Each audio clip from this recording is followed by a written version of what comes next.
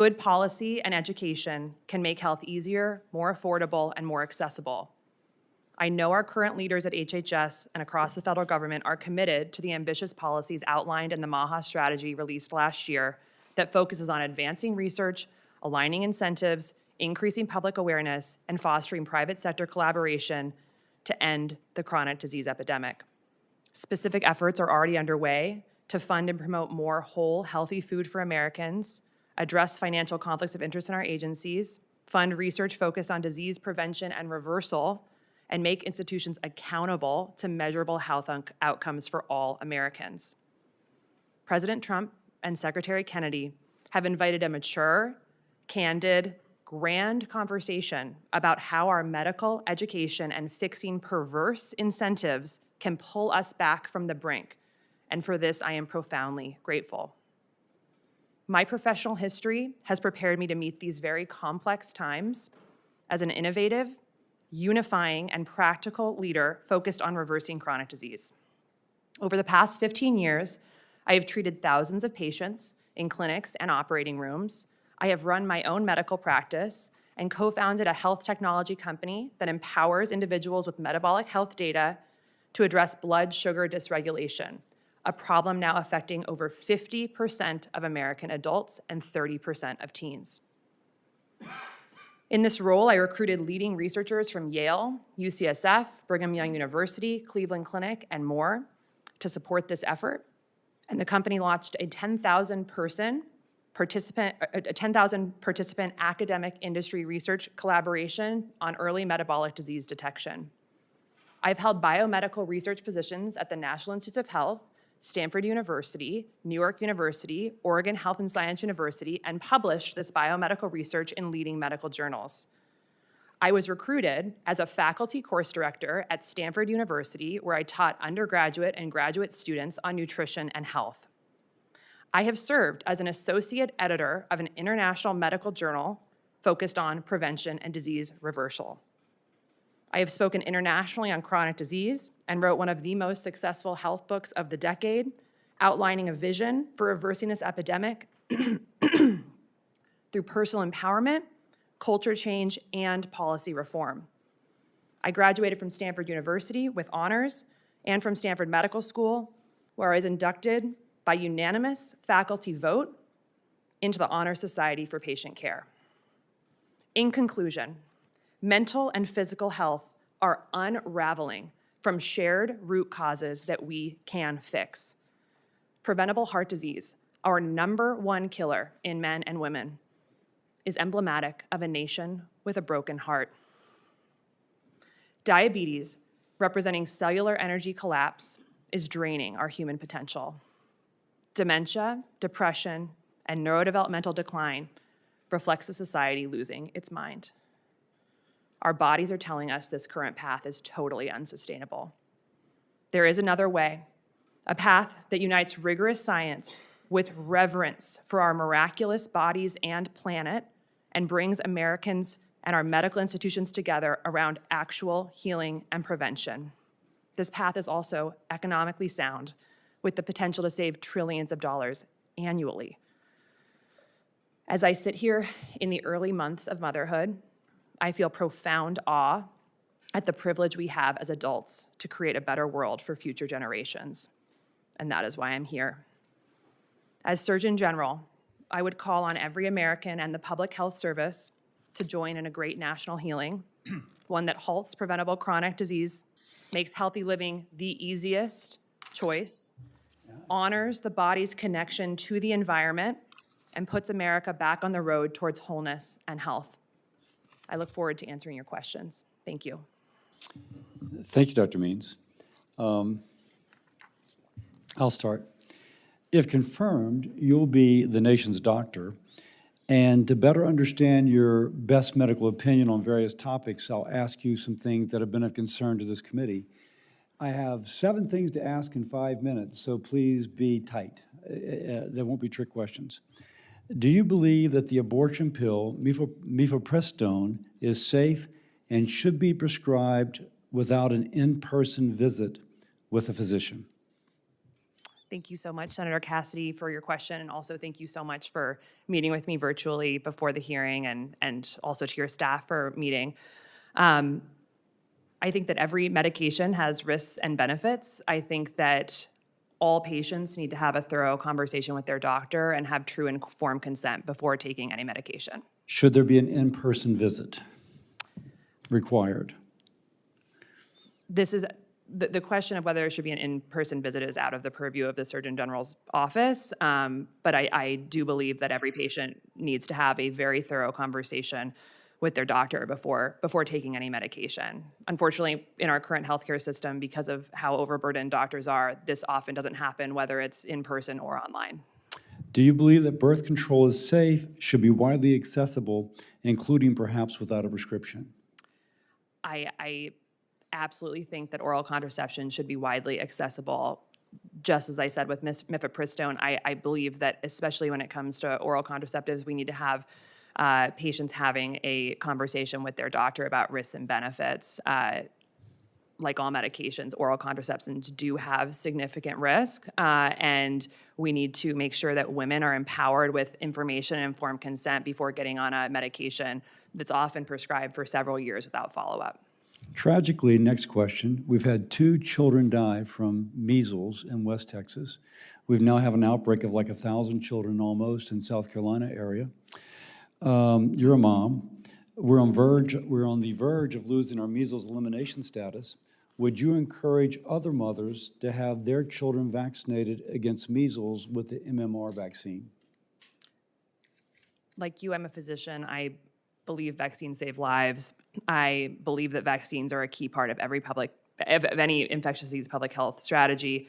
And I would work with you, the CDC, the NIH, ACIP, But would you encourage FDA. mothers to vaccinate their children with the MMR vaccine, seeing how we've had children die in this outbreak in South Carolina? I'm supportive of vaccination. I do believe that each patient, mother, parent needs to have a conversation with their pediatrician about any medication they're putting in their body or their children's You're bodies. the nation's doctor. Would you encourage her to have her child vaccinated? I'm not an individual's doctor, and every individual needs to talk to their doctor before putting a medication in their body. I absolutely am supportive of the measles vaccine, and I do believe vaccines save lives and are an important part of the public health strategy. We've had a tough flu season this year.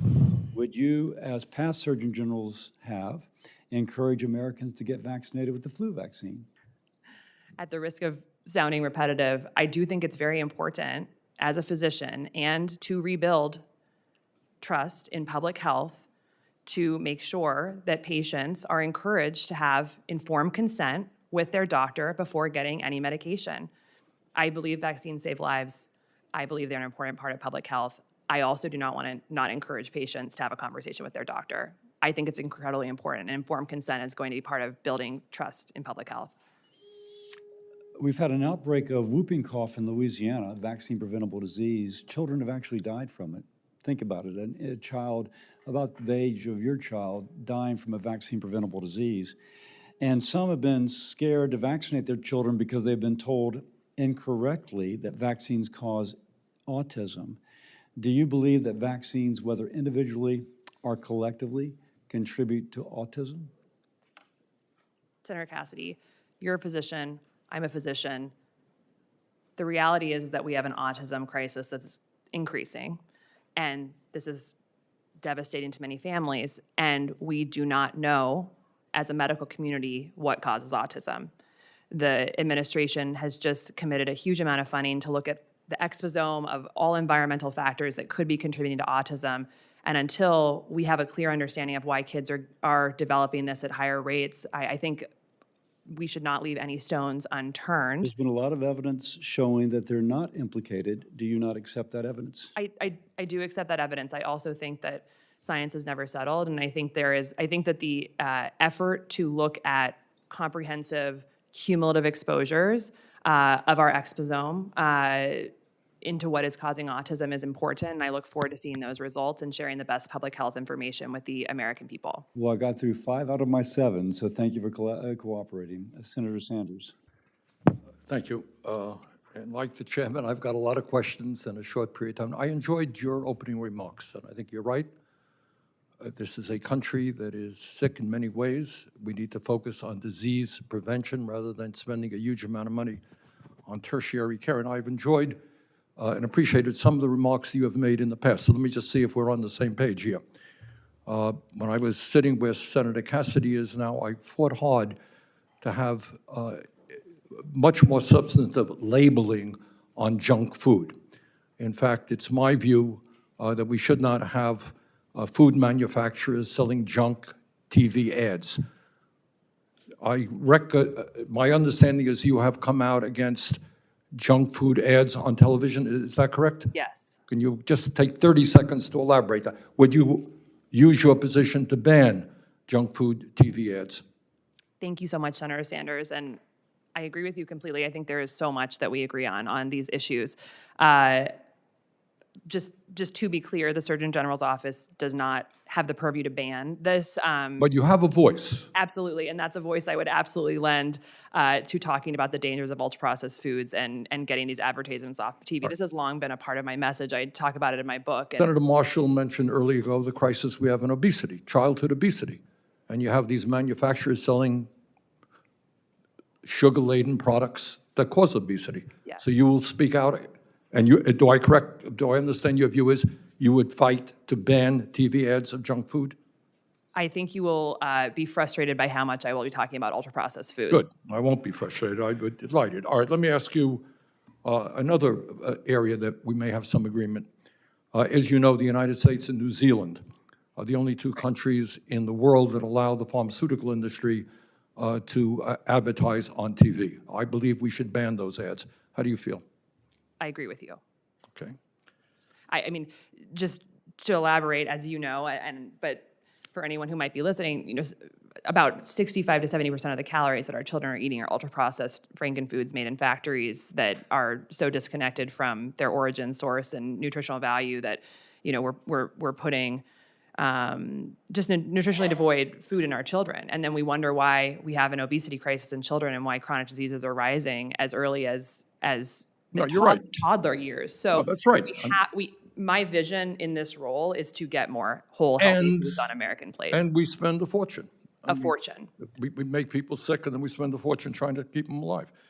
All right, those are important areas of agreement, and I appreciate that. But I want to pick up on an issue that the chairman raised, and it's a terribly important one, and that deals with vaccines. And I think the answers you gave us were a little bit political and not to the point. The American Medical Association, I don't know if you're a member of it or not, is the largest professional association of physicians representing over 270,000 doctors. And they wrote in November that, quote, an abundance of evidence from decades of scientific studies shows no link between vaccines and autism, end quote. In contrast, Secretary Kennedy has said, quote, I do believe that autism does come from vaccines, end of quote. Dr. Means, who is right? Is the AMA right? Is the scientific community right? Or is Secretary Kennedy right? As I said to Senator Cassidy, we have a situation where autism is rising. It is. This is a huge problem. It is. But we don't want conspiracy theories to be. Absolutely. I 100% agree with you. And also, as a biomedical researcher and physician, I am not going to sit here and say that we should not study something in the future. It's not a political answer. We should study everything. We should study the different factors that may be causing the I agree. thing. But you have scientific evidence, the overwhelming body of scientific evidence says vaccines do not cause autism. I'm not, so just to be very clear, vaccine advocacy has never, or any anti-vaccine rhetoric has never been a part of my message. I don't mention the word vaccine in my book. This is not a part of my core message. I am not here to complicate the issue on vaccines. And also, I, as a physician, am very careful with my words, and I don't think it's responsible to say that we're not going to study when kids are getting many medications. All right. I think it's important to just keep it on the table. Last question. I'm sorry, running out of time. We are the only major country on earth that does not guarantee health care to all people as a human right. Dr. Means, is health care a human right? Should the United States join every other major country and say to everybody, whether you're young, old, rich, or poor, you are entitled to health care as a human right? Yes, no, maybe? My focus is on ensuring that Americans have access to the best healthcare in the entire world, which, as you talked about, as I talked about, as everyone who's spoken is talking about, is pretty much the opposite of what we have right now. We spend 2x every other country in the world, and we have the worst I outcomes. agree, but That is healthcare a human right? Will you join me in fighting for a national healthcare program? I will be by your side trying to get Americans access to the best healthcare in the world. Thank you very much. Senator Mullen.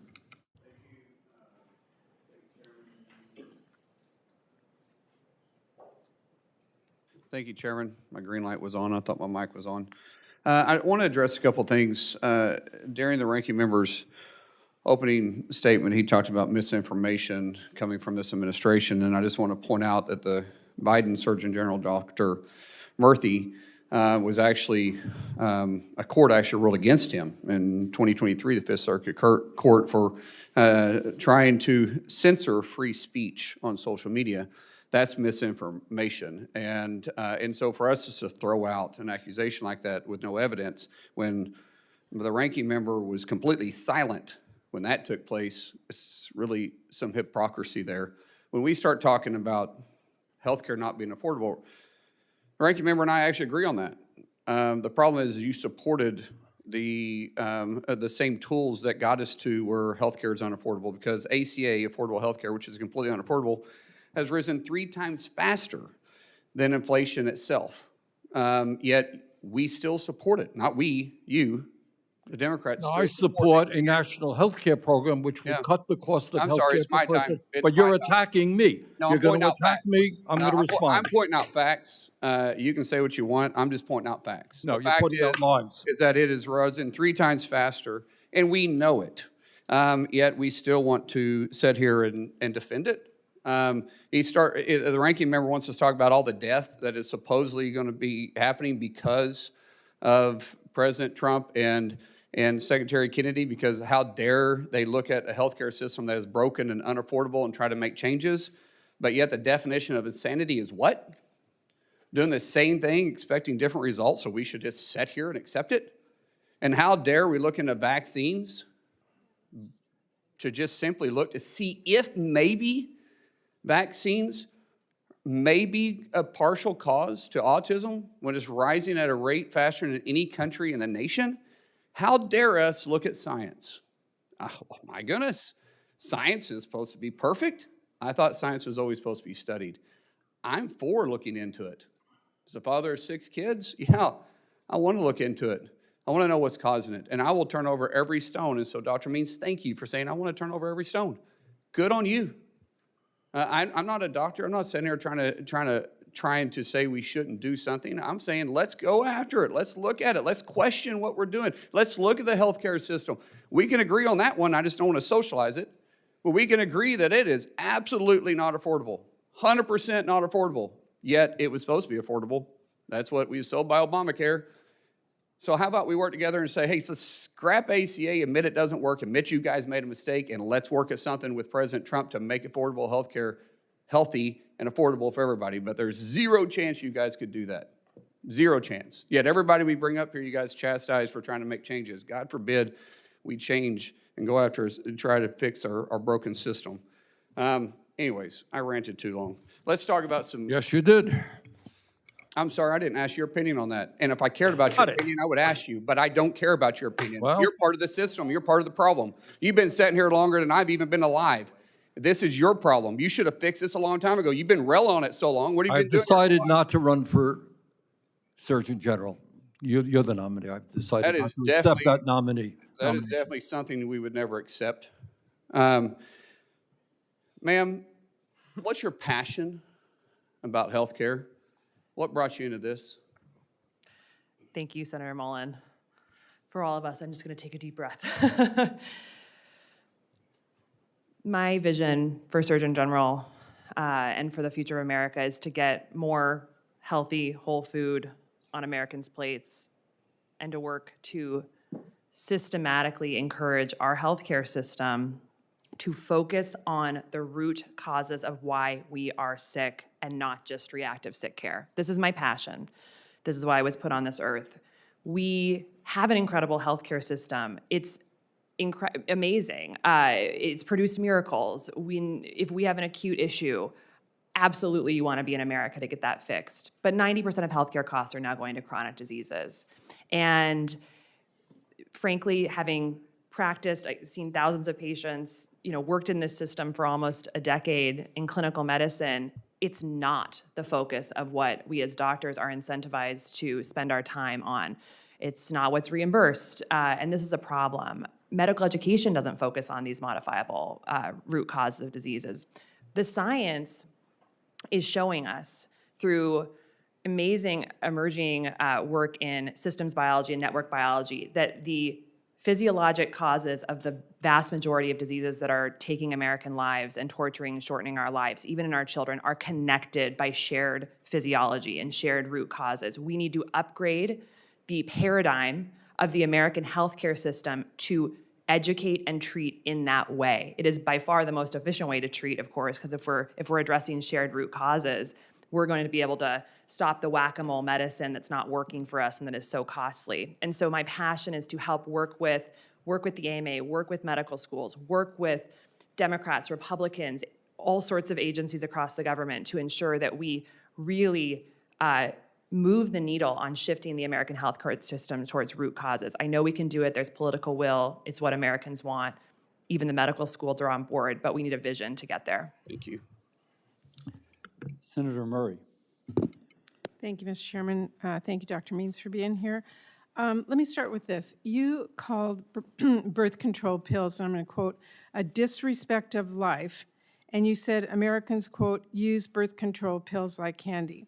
You also claimed, contrary to established science, that hormonal birth control has, quote, horrifying health risks for women. Now, here are the facts. There are 18 FDA-approved contraceptive methods, both hormonal and non-hormonal, and there are decades of evidence showing that every one of these birth control methods is safe and effective. So I wanted to ask you, help me understand, should women trust the FDA, which approved all 18 methods of birth control after a very rigorous look at the evidence, or should they trust your statement that there are horrifying health risks to birth control, which contradicts that evidence? Thank you, Senator Murray, for your question. I'm curious if you're aware of what the side effects of hormonal contraception are. I'm curious if you are with the FDA that went through all of these and rigorously looked at them, or as Surgeon General, if you're going to tell the truth to the American people. I absolutely believe these medications should be accessible to all women.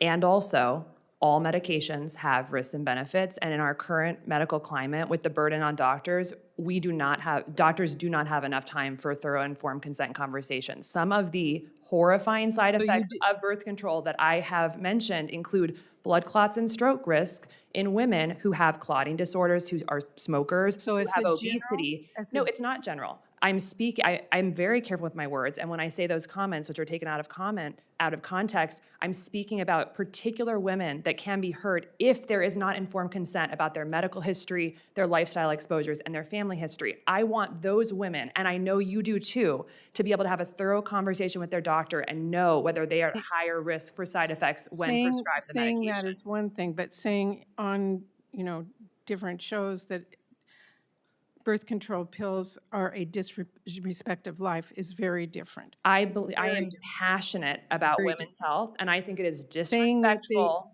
people use birth women. controls like candy is very different than what you just said. We prescribe a huge amount of hormonal contraceptive, and I do not believe most of those conversations have informed consent because of the pressures that doctors are under because of our broken healthcare system. I want what's best for women, as do you, and I want every woman who could be at risk I just for a have side 2 minutes effect left and I have other to questions. know Let me move on. Thank if you. a woman died from a Dr. stroke or a Means, blood clot because they did not have a thorough Thank you conversation. for your answer. You made that clear. Let me go to another question. Tracy Beth Hogue, she's an anti-vaccine skeptic. She was elevated by the Trump administration to serve as the top drug regulator at FDA. She made comments last week casting doubt on the safety of RSV vaccines for baby. As you sure know, RSV can be deadly even for healthy full-term infants. Do you believe that Dr. Hogue is wrong to question the safety of RSV vaccines? I have not read that article or seen that quote. I would need to know what she said before I commented on that. Well, you do know that RSV is the leading cause of hospitalization for infants. I have a 17-week-old, and I'm very aware of that. You hear her statement. As Surgeon General, would you contradict it? I certainly have absolutely no issue having very frank conversations with anyone in the administration if I believe that their statements are misguided in some way or not fully informed. That's not a conversation I would have publicly first. I would have a private and direct conversation with anyone in the administration if I felt that patients were at risk because of. All right, and I also want to ask you about maternal health. Mental health conditions are the leading cause of maternal death in the U.S., including suicide and overdose deaths. In her comments last week, Dr. Hogue, same woman, also expressed concern about the safety of the antidepressants during pregnancy. Specifically, she called out SSRIs, the most commonly prescribed type. Do you believe that SSRIs are dangerous for pregnant women? I don't want to be a broken record here, but I do believe that every medication has risks and benefits, and you need to have a nuanced conversation with your doctor before starting a medication. That is, I think, the most responsible position for any doctor to share. Well, strong evidence has shown that SSRIs are safe in pregnancy. Most do not increase the risk of birth defects. Certainly. But untreated Certainly. depression in pregnancy puts women at risk. And I agree with you, but I still think a patient, I don't think it's responsible to make a blatant statement for all Americans. Okay, well, if confirmed as Surgeon General, it will be your job to give accurate and up-to-date health information to the American people. I assume you will take that I will. responsibility seriously. I absolutely do, and I also believe that the American people are looking for a more nuanced conversation about health, and I believe that that will help restore trust in public health. Thank you. Coach Tuberville. Thank you, Mr. Chairman. Dr. Means, thanks for being here. Congratulations on expanding your family. And I know it's an exciting time for you. I also want to thank Assistant Secretary of Health, Dr. Christine, for being here. Thank you for your service. Dr. Means, I've listened to you and your brother Callie, and I know he's here today on, I don't know how many tens and tens of podcasts I've listened to. I learned a whole lot. Because I grew up in the health business. I was a coach. 35 years is all about nutrition. So the question I want to ask you is, how do we get around this? I talk to people in the healthcare business. And in the medical field, when we train our doctors, we don't teach anything about nutrition. Everything's about a priority. And those priorities are fine. But we need to teach our doctors and nurses about nutrition, about what to put in their body. This epidemic we have going on chronic disease, as we've all talked about, is out of control and getting worse. So how do you prioritize that? Thank you so much, Coach. And I really, really enjoyed getting to know you throughout this process. Thank you. This is so key, what you're talking about. Reforming medical education to focus on root causes. And one of the key root cause modifiable factors of chronic disease is nutrition, as we all know. There has been incredible momentum already in the administration towards making this possible, starting with the Dietary Guidelines for America, which came out about a month ago. This is the first time we've had a full-throated denunciation of ultra-processed food, and I think this is historic. It's historic when the federal government says that out loud. What that is going to do is impact medical education. It's going to impact procurement regulations for billions of meals served and paid for by federal dollars every year. We're going to see real food, more real food, less ultra-processed food going into the National School Lunch Program, prisons, hospitals, and other federally funded organizations. This, I think, it's a point that gets lost a little bit, that by just changing the dietary guidelines, it is going to trickle down into billions and billions of healthier meals for Americans. So I think that's step one. I think secondarily, we've got Dr. Marty Makary, an absolute hero, who is approaching the GRAS loophole, the generally recognized as safe loophole through the FDA. So this is a program where companies have essentially been self-reporting the safety of the ingredients that they're putting in their foods with very, very little oversight, which has led to literally thousands of chemicals in our food system that we don't know what they are or what they're doing to our body. By addressing this loophole and starting to have much more scrutiny about what's going into our food, this is going to trickle down to affect medical education, affect culture, affect what companies are putting in the food. The zeitgeist is going to shift about a lot of this because we're going to start to have transparency about what is even in our food system. Additional things are happening that are just incredible around food. There was just $700 million put forward towards regenerative agriculture. So we're going to have more investment in research and studying of soil health, water quality, nutrient density of food, and how that's affecting our health. That's going to trickle into medical education. There's a whole person health initiative at the NIH that's being put forward by Dr. Jay Bhattacharya, who's doing an incredible job. That's going to study this systems biology perspective of the body, not isolated silos, but the whole body health. And when we look at the body as a system like that, nutrition has to play into it. So this is just 4 or 5 of some of the stones that are being moved right now that all will lead to nutrition being a bigger part of our healthcare system. I think where I can help on that is elevating the work that's being done, having conversations, again, across the whole medical community to help us in a really positive and unifying way move towards a more root cause approach to health. You think that will be a hard item to push in our medical schools about nutrition? I've It had shouldn't be. conversations with a number of deans of medical schools who are very, very passionate about this issue. They want to change. It feels hard because we have this behemoth healthcare system that operates a certain way. But right now, there's cultural momentum, there's political will, and I think the time is now to make generational changes that are going to have a huge impact on all Americans. And I also think it's an issue that all of us can work on together. It's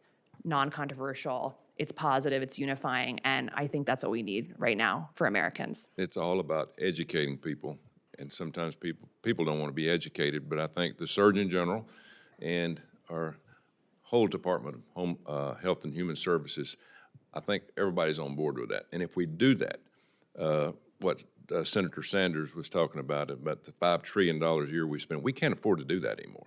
I mean, we have to stop, and then the root cause is education. We have to educate people. Thank you very much. Senator Baldwin. Thank you, Mr. Chairman, and thank you, Dr. Means, for being here today. You spoke in your opening statement about building trust in public health. And you also made, I think, a passing reference to conflicts of interest within agencies in HHS. So I want to ask you a few questions on that point. Dr. Means, you've promoted a lab testing company, Genova Diagnostics, which is backed by private equity and may charge customers several $100s for its services. Before you began promoting their tests on social media, the company agreed to pay $43 million to resolve allegations that it had billed for medically unnecessary lab tests and violated the False Claims Act. You personally accepted $10,000 from this company, and I want to ask you whether you were aware of Genova Diagnostics' prior violations and the settlement when you started promoting their services. Thank you, Senator Baldwin, and also thank you so much for meeting with me beforehand. I really enjoyed our conversation. Frankly, I was not familiar with that settlement. So that's There's a particular test that they make about nutrient quality that I find very compelling because I do think we need to understand a little bit more transparently about how the nutrients from our food are affecting our health. And I would just highlight that I have worked extremely closely with the Office of Government Ethics over the last several months and taken this process very seriously. I've signed a letter that outlines how to rectify any potential conflicts, and I know you're going to divest your absolutely stocks in all sorts of health-related and non-health-related entities, but it's troubling because the Surgeon General must be someone that the public can trust, and someone who does their homework before accepting money or lending credibility to a company. And for me, this raises questions about your judgment. It does not inspire confidence that you're here to make Americans healthy when you accept money to promote a company who's had to pay a settlement because of violating the False Claims Act.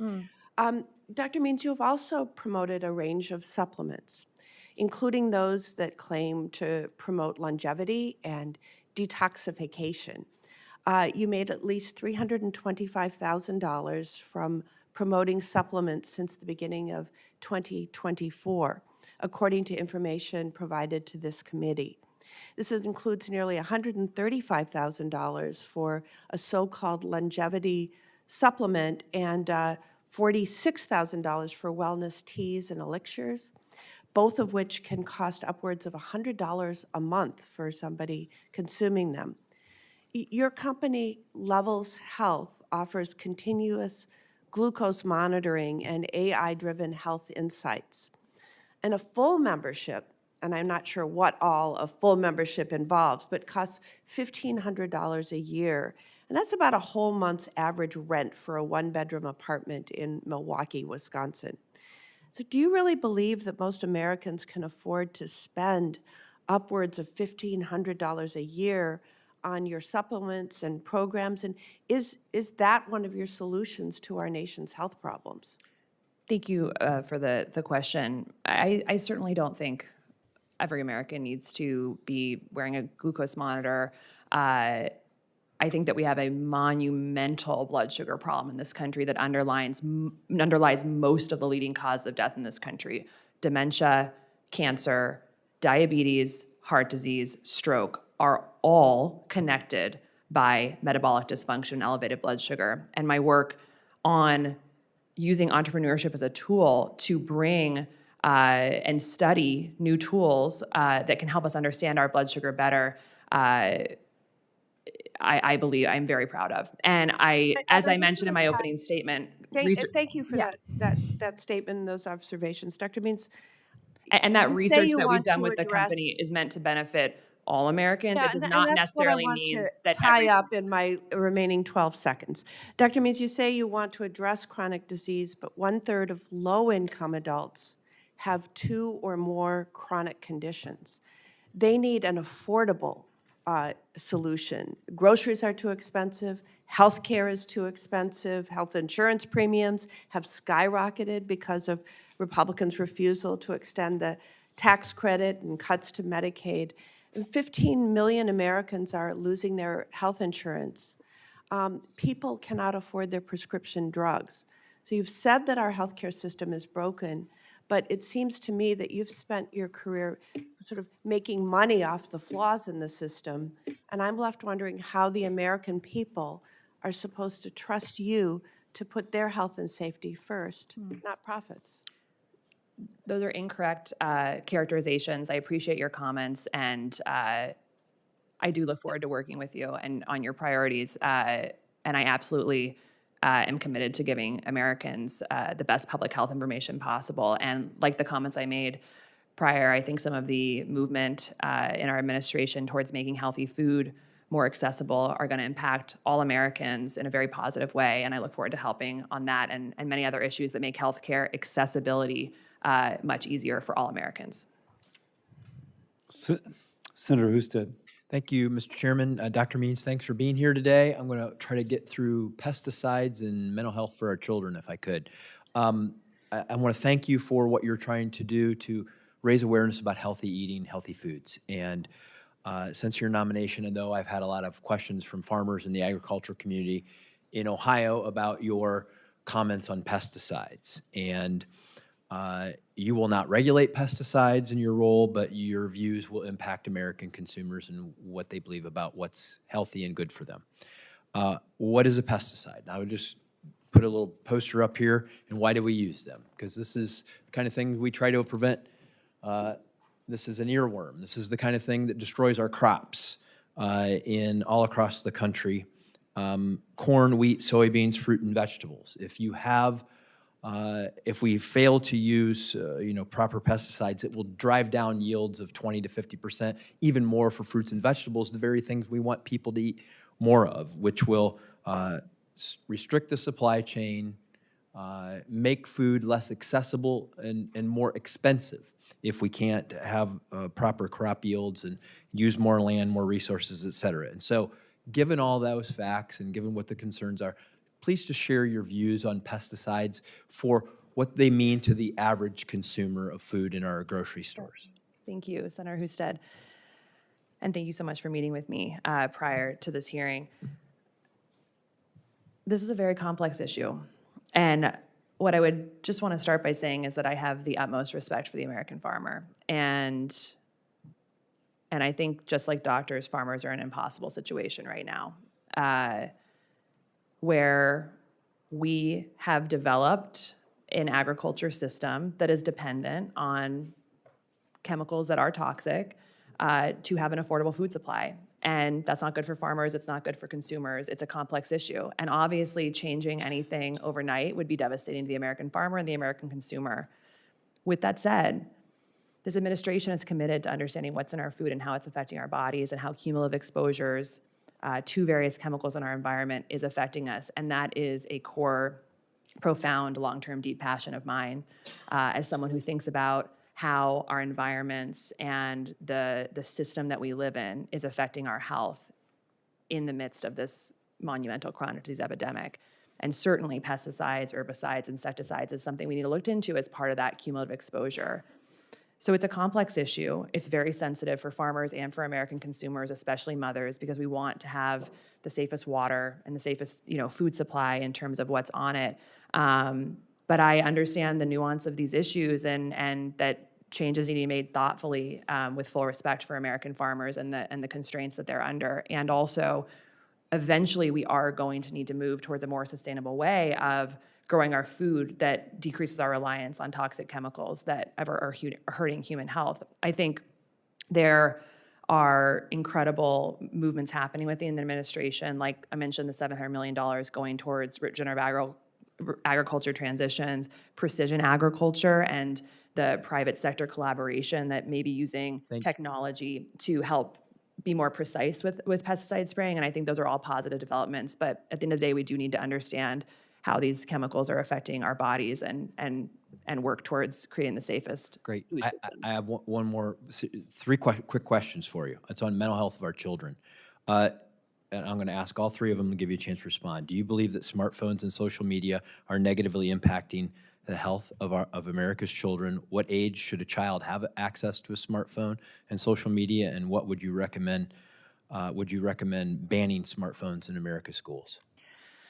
I believe that the research is showing that the impact of social media on children is profound and negative, and we need to take great efforts to protect children from premature use of technology that is associated with mental health issues and depression, and it's a strong concern of mine. And at what age does the research say that we should have, give child access to a smartphone? I don't have the answer to that question. I don't know if that an exact number is known, but I think in light of how quickly things are moving with technology and social media and how rapidly things are changing, we need to, as parents, communities, schools, and a government, exert an abundance of caution and be very proactive about making sure we're protecting children and their mental health. I hope you'll spend some time talking about this issue in your role as Surgeon General, because if you go to a school that's banned smartphones, they will tell you it has a profound Absolutely. difference on the mental health and the educational environment in those schools. So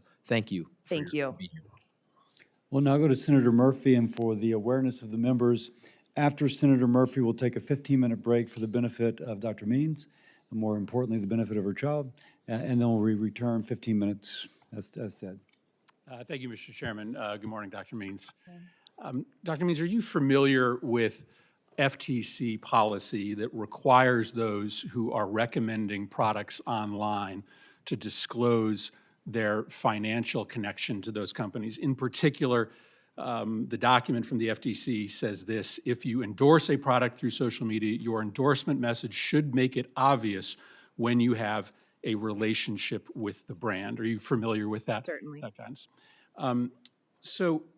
As you know, there is a pending complaint regarding your failure to adhere to those guidelines that basically makes the contention, and this committee has verified the data that underlies their complaint, that you routinely violated this policy, and that in fact, in the majority of your posts for many of the products you recommend, you did not transparently reveal your financial connection. Let me give you an example. That's false. Well, I'll give you an example. So there's a prenatal vitamin called WeNatal.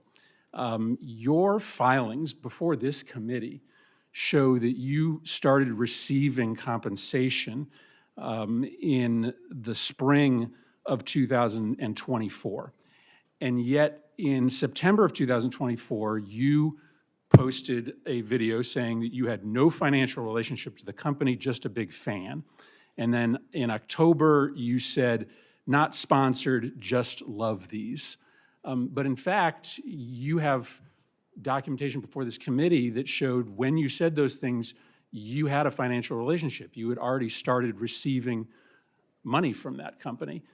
So you weren't telling the truth when you said you were just a fan. You were actually receiving money, correct? If in any post where I said I am not receiving money, I had not been receiving money at that time. But you had received partnership fees for this particular prenatal vitamin. In fact, prior to September and October, you had posted partnership links in which you get compensated based upon click-throughs, correct? I'm happy to look at whatever documentation you're talking about, but I do not, it's incorrect and it's a false representation. And just to be very clear, I've spent the last several months working with the Office of Government Ethics to be fully compliant with this process. I take it very seriously. Before, during, and after, if I am in office, I will be in full compliance with the Office of Government Ethics. I think, as I've talked about, conflicts of interest are incredibly important to rectify if we're in public service, and I am fully committed to continuing to work with them. So let me give you some other examples.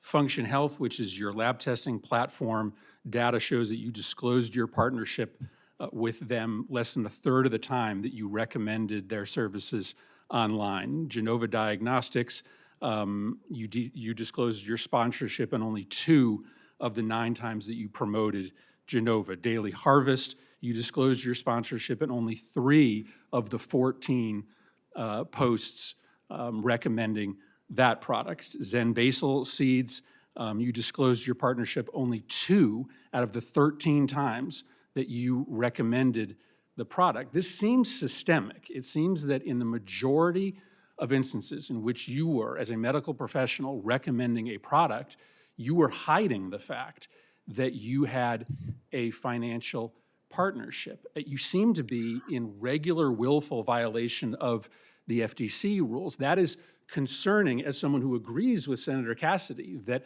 our focus has to be on restoring trust in the medical profession. And yet, over and over again, you seem to be at scale recommending products without telling your followers. And you have 200,000 newsletter subscribers. You have almost 1 million Instagram followers. And in only 3 out of 14 times on Daily Harvest, when you were promoting Daily Harvest, you disclosed that you're getting paid by them? It sounds like you have a lot to say about this issue, and I would be very interested to see how your staff looked at this data.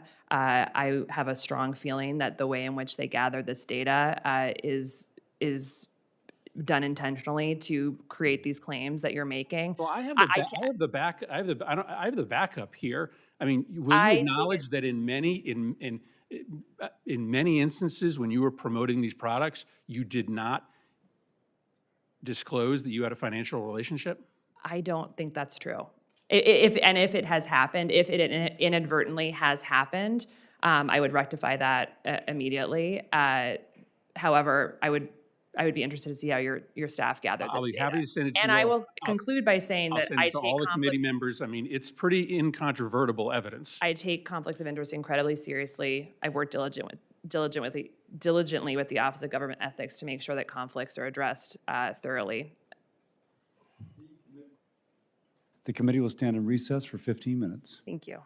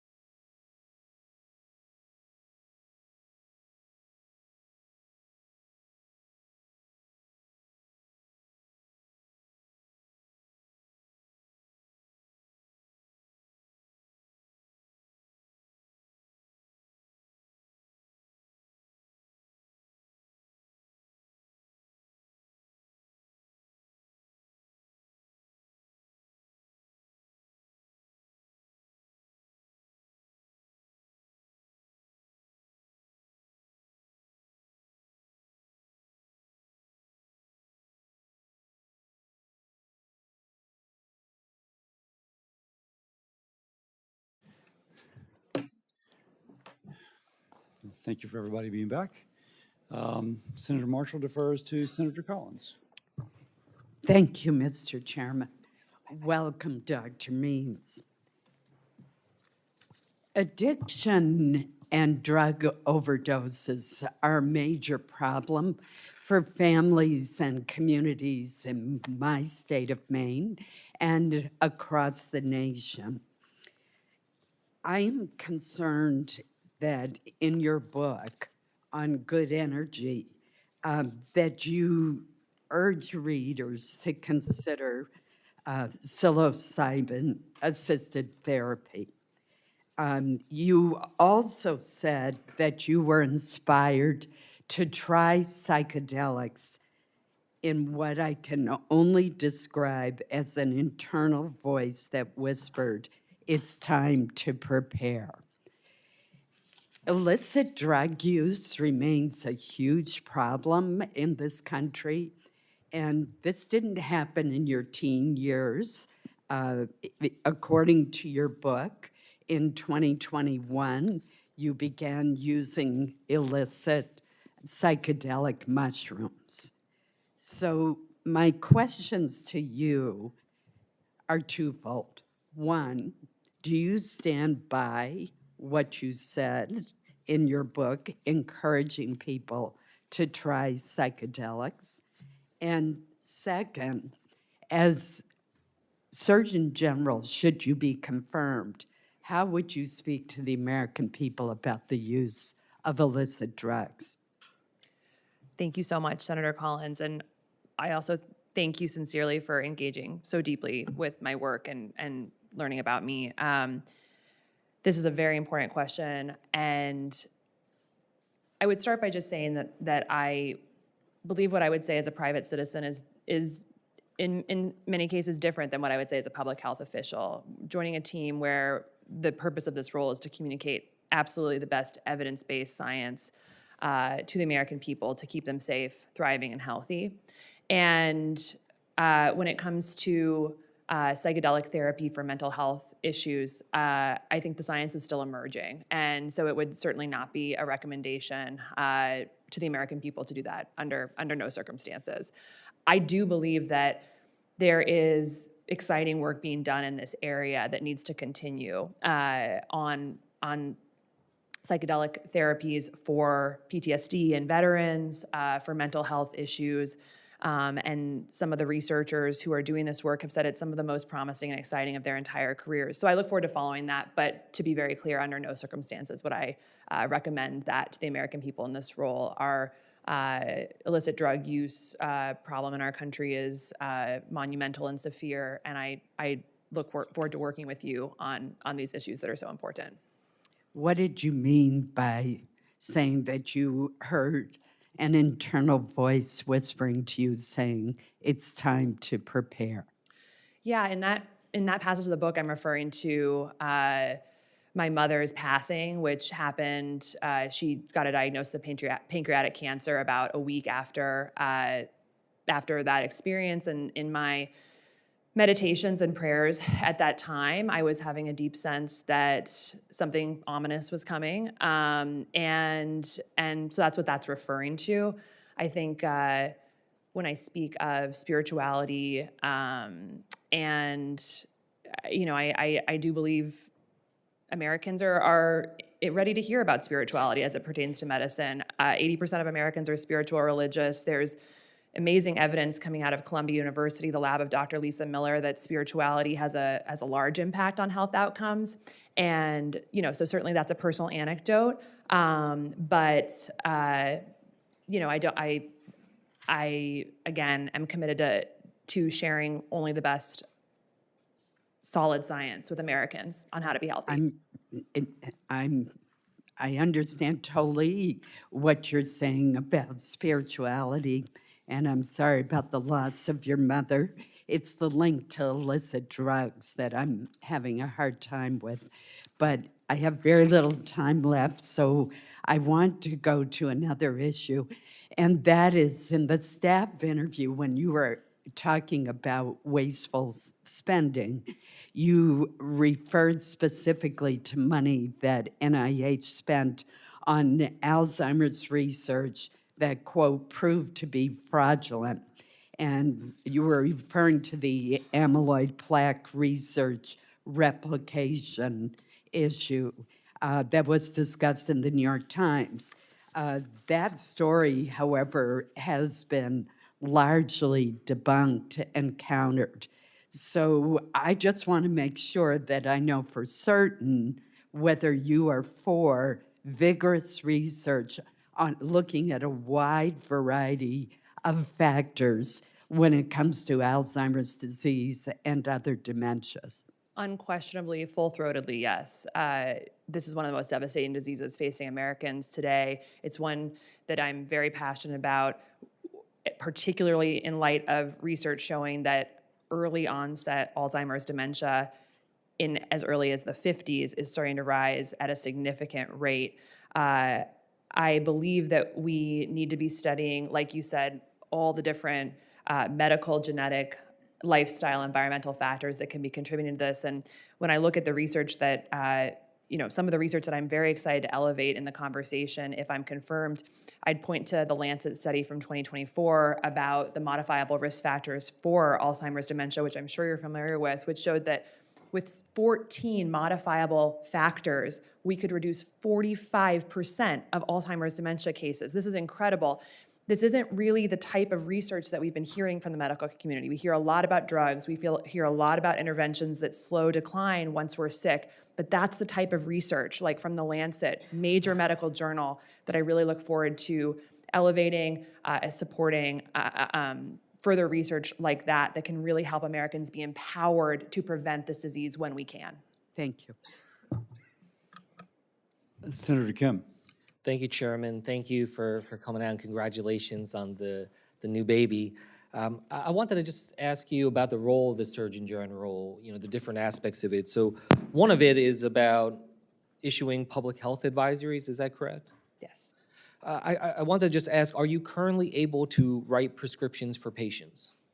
I have not been seeing patients over the last several years, and so I currently, with the status of my license that I voluntarily put on an active status, which I'm sure what you're getting at, cannot prescribe a prescription right now. However, if I were to work with the Oregon Medical Board to reinstate that, it's very possible to do. And Is that something you're planning to do? I'm not planning on prescribing prescriptions No, I mean, to Americans. but are you planning to reactivate your license? My path in medicine, I spent 4 years doing surgeries and seeing patients in clinics, and that one-to-one medicine,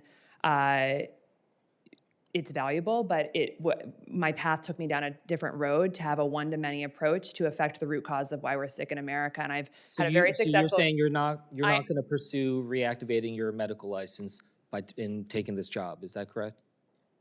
I do not plan to reactivate because I'm not going to be seeing patients in this role. So It would not make sense to do that. In fact, for physicians, if I could just clarify, because this has been a point of severe misinformation from the media, for any doctor in a state where you are required to put your license on inactive if you're not seeing patients, I would imagine that many physicians in public health service who aren't seeing patients would have to put their license on inactive status because they are not seeing patients unless they choose to continue to do so while in office. So another important role here, I just want to kind of clarify, because you were saying, you're not currently able to practice medicine. You're not currently able to write prescriptions because you're saying you're not going to be seeing patients in this job. And I do have a medical another big license role. right Another now. big role of the work that you're doing is to be a leader of the Commission Corps. Yes. Is that correct? So I guess I wanted to just dive into this because, with the Commission Corps, it's saying, as a Commission Corps officer of the U.S. Public Health Services, keeping professional licensure and certification up to date is mandatory. So I guess I just wanted to get a sense of how you're squaring this here. Well, I do have a medical license right now. It is voluntarily placed on inactive status because I'm not actively seeing patients at this time. The HHS and Admiral Brian Christine have testified in front of this committee that I am eligible to serve as the medical director of the HHS. But how does that square and I'm with the saying here, it president's says nominee. professional, keeping a professional licensure and certification up to date is mandatory? Is yours up to date? I have an I have a medical license that is unexpired right now. Admiral Christine has testified that I'm eligible to serve in this role. I am the president's nominee for Surgeon General, and further questions about that will have to go to So them. if we were to expand that, would you say that, like, with the others in the commission core, do you think we should remove the mandatory licensure for them to be able to participate in the core? That's not a question that I've considered. I don't think it's actually relevant to this particular hearing. Well, it's relevant insofar as I'm just trying to think through, if you're in this job, how are you going to be proceeding, and what kind of advice you're going to be able to give to the American people and the credibility that they will have in understanding what your advice is. Also, in terms of, if you are a leader of the commission core, I'm trying to get a sense, are you going to deprioritize having an active license in the same way that you believe that you can do the job of a Surgeon General without having an active license? Do you believe that that is the case for others in the commission core, that they can do their job without having an active license? Senator Kim, I'm a medical doctor. I graduated from Stanford University School of Medicine. I have a medical license. My professional history is a feature, it's not a bug. I have had a unique history that has merged entrepreneurship, public health advocacy, faculty, course direction at Stanford University, as well as being an editor of a medical I don't journal and a discount that. I biomedical just- researcher. And in these complex times for American healthcare, that type of multidisciplinary history is going to be extremely valuable for the American people. I don't discount your accomplishments and your education, but what I'm trying to get a sense of here is your ability to be able to engage with our current medical professionals, to show respect to. I practiced medicine. I owned my own medical practice, and I've seen thousands of patients, and I did over 4 years of surgical training, which is more than many of our past Surgeon Generals completed who did medical specialties. I have completed extremely thorough medical training, and I have the ability through these experiences to communicate excellent public health information, and I really look forward to working with the Commission Corps. This is an incredible group of people, 5,000 uniformed officers who are committing their lives to helping the American people. And personally, just to share a little bit of a I vision, agree with a that. I just vision want for to say the that. signal that is being sent is one that I think we have to look at. And with that, I'll yield back. Could I? Yes, ma'am. This incredible group of officers has traditionally been deployed for public health emergencies like natural disasters and infectious disease. And I think there's a huge opportunity to actually work with these members who are interested in approaching the chronic disease epidemic, which has not traditionally been part of their role. And I think that bringing that perspective and the demonstrated history of work in this area is actually going to be a really positive development for the Commission Corps. And I thank you for your questions. Thank you. Dr. Means, I should have said this earlier. Is your family behind you? Yes. Would you please introduce? I'd be happy to. This is my stepmom, Kathy, my dad, Grady, my incredible better half and husband, Brian Nickerson, my best friend of 20 years, Fiona Biles, my sister-in-law, Leslie Voorhees, and somewhere in here is my brother, Callie, and also my cousin, Fleet White, and his wife, Adrienne, I don't think is here, but yes. So. Well, I couldn't help noticing how proud the people looked behind you. So I said, let's put two and two together. So anyway, thank you, and thank you all for being here. Thank you. Thank you very much, Senator Cassidy. Senator Marshall. All right. Thank you, Chairman. Before I begin my questioning, Mr. Chairman, I ask unanimous consent to submit this statement from Stanford School of Medicine supporting Dr. Means' nomination and recognizing her as an outstanding student to the record. Without objection. Dr. Means, do you have a medical license? I do. Thank you. Just wanted to make sure we clarified that as well. Had one for 11 years. Exactly. Dr. Means, there's so many things that you could focus on. Narrow it down to what would be, if you could accomplish one thing, what might it be? And so it's hard not to get into 2 and 3, but just share a little bit what's on your heart and your goals. What's your mantra going to be? Thank you. Thank you, Senator Marshall. My dream for this role is, first and foremost, to help nudge, push, inspire our healthcare system towards focusing on root causes and the reasons why we're getting sick, moving towards a real healthcare system and not just a reactive sick care system, which is of course also going to lower costs monumentally and unburden, I think, American taxpayers and doctors. I want to see affordable, accessible, real, nutritious food for all Americans because we know that nutrition and food is one of the key, most important drivers of chronic illness or of health. And we're not eating real food. We're eating 70% ultra-processed food right now, and there are structural barriers to making that possible that good policy and reform in the healthcare system can fix, and I believe there's political will and cultural momentum to do so, and I look forward to being a leader in that. And I would say lastly, a key passion of mine is to understand how the cumulative burden of the exposures we have in our environment across food, water, air, soil, the products we're putting in and on our bodies, how these are affecting our health. We know that these diseases are going up rapidly, and of course genetics have not changed over the past 20, 30, 40, 50 years. It's environmental exposures that are making us sick, and we have not prioritized studying that, and the NIH and the MAHA movement is focused on looking at this, and I think this is going to be a rapid accelerant of understanding why we're sick and how to heal. Great, thank you. You and I are both concerned about the mental health epidemic, but especially in our youth. And I'm not expecting you to commit to this today, but at least to seriously consider what type of warning label we should put on social media and at what age. You know, we have tobacco warnings that it could be hazardous to your health, that alcohol could be hazardous to your health. In my humble opinion, social media for all of us, but especially young minds, can be hazardous to your health. So I'm asking you if you would just consider putting some type of a Surgeon General's concern about social media for especially our young adults, teenagers' health. Thank you.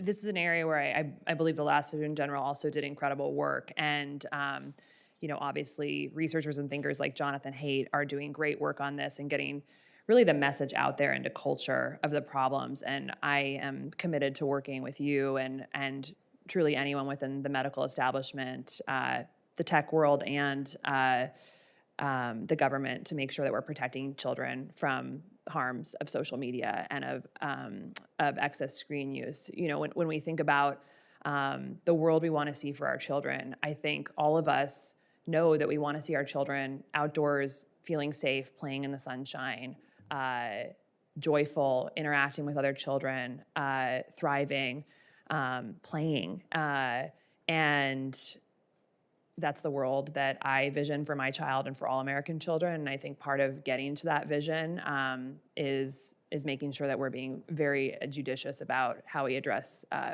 digital technology use. And of course, making sure that children are prepared, you know, to use technology thoughtfully and responsibly, but making sure that when there's evidence showing, which I believe there is, that social media and premature use of these programs is hurting their mental health, that we take action on it. Thanks. Let's talk about nutrition for a second through your eyes. I think we all acknowledge that America needs to eat better, but not everyone can afford to go to Whole Foods. Right. Carbohydrates are cheap, processed foods are somewhat, you know, typically cheaper, but how do we help the masses?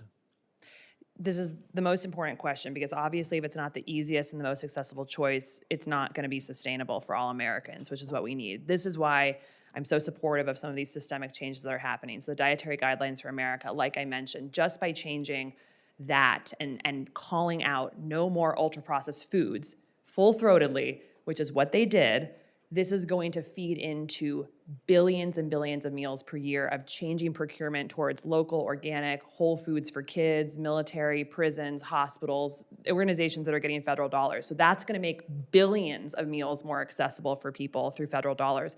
Additionally, with the GRAS or the GRAS loophole that the FDA is addressing, Dr. Marty Makary, this is going to mean that we can't even necessarily put some of these chemicals in our food. And then at the NIH, they are going to be studying this more thoroughly. And so I think altogether, this is going to trickle into a safer, healthier food system for Americans that's going to be more affordable. I would also just mention SNAP. The reforms to SNAP are making these federal dollars go towards healthier food. And I think that's going to have a huge impact on actually getting healthier food to low-income communities, because if the dollars are flowing there towards healthier food, the brands and the companies are going to bring their food there. Thank you, Dr. Means. I look forward to supporting your nomination. Thank you so much, Mr. Chairman. Thank you, Mr. Chairman, and thank you so much, Dr. Means, for being here, for your family, and congratulations on the birth of your son. If you are confirmed, you know that you will be America's top doctor. And as such, people will be looking to you for scientifically accurate health guidance. So I wanted to drill down a little bit more to understand your views on vaccines and the science supporting Secretary Kennedy's vaccine vision. And I know you said earlier that this really isn't a part of your core message, but I know that you've talked about it before, whether it's on podcasts or on articles or tweets. And so, again, I just wanted to drill down a little bit more on that. And I know previously you stated that hepatitis B vaccine, giving it to a baby born to hepatitis B negative parents is absolute insanity. And I think you did an analogy to it being criminal. I was really pleased to hear you say so strongly here today that vaccines save lives, that you support the vaccinations for children. And so my first question is, if a mother is hepatitis B positive, is providing the vaccine at birth, the most effective way to prevent transmission to the baby. So again, if a mother is hepatitis B positive, is providing the vaccine at birth the most effective way to prevent transmission to the baby? I believe certainly that is the most effective way. Again, I would just say, obviously the patient should talk to their doctor, but yes, that's a pretty clear case where certainly that would have a huge impact. Thank you for your response. It appears, even as we're talking about the Secretary's vision for vaccines in this country, that he has basically searched the globe to find things to justify his harmful, unpopular vaccine policies. And just a few weeks ago, we had Dr. Bhattacharya here, the head of NIH, and we got into a dialogue, even with the chairman, about using Denmark as our peer to make these kind of decisions. On December 18th, 2025, the CDC announced funding for a study in Guinea-Bissau, a West African country with just over 2 million people. The CDC-funded study proposed withholding the hepatitis B vaccine birth dose from half of the newborn infants in the trial without screening all mothers for hepatitis B. And as you know, as a doctor, that when babies are exposed to the virus at birth, they can face very high risk of liver damage or cancer later in life. So as a doctor and as a mom, would you agree that it is unethical and dangerous to withhold a life-saving vaccine from babies at risk of a preventable disease? These are obviously extremely important issues. I am not familiar with the announcement that you just talked about. But hypothetically, just as a scientist, is it unethical to withhold life-saving vaccine for a baby? I think that in the case where standard of care is to give a vaccine, and that's the gold standard, I have trouble imagining a scenario where a study would be able to withhold that treatment. Right, because when But again, I'm not familiar with the study that you're talking about. Yeah, and again, study is out there, but when a safe, effective vaccine is available, I think, not just as a doctor, but as a human, we want to make sure that, I don't believe that Dr. Jay Bhattacharya or the HHS would be interested in withholding. so we'll make sure you get the study, because what's interesting is that the researchers are also Danish, which is kind of interesting to me. And also, sometimes the devil's in the details, and I think I would want to look into this myself. But as Surgeon General, it would be your responsibility to act legally and ethically. So you might oversee comprehensive scientific reports and oversee the commissioned corps who will conduct research and care for patients throughout the world. Would you advise against a study or refuse to conduct a study with serious ethical implications, even if the secretary or the administration pressured you to?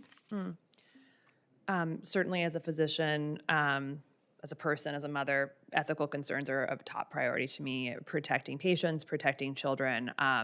I am a strong-willed person who has no problem having direct conversations with anyone, and I would not hesitate to have direct private conversations with anyone about ethical concerns. And also, I do not believe that the secretary or anyone in the administration would ask me to do something unethical. Well, we'll follow up with you on that particular study. I thank you so much for your indulgence, Mr. Chairman, and this is a vital kind of question for the foundation of this position. So thank you, and I yield back.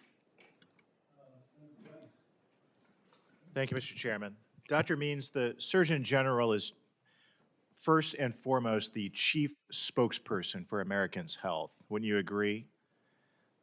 You would be the first MAHA Strategy document are already way out of the barn, and wins are happening already that are going to make healthcare and food more affordable and accessible for all Americans, and the work that's being done. And I do think it's a huge sea change shift from what we've heard from prior administrations in my lifetime, or, at least since I became interested in the biomedical sciences, when I was 20 years ago.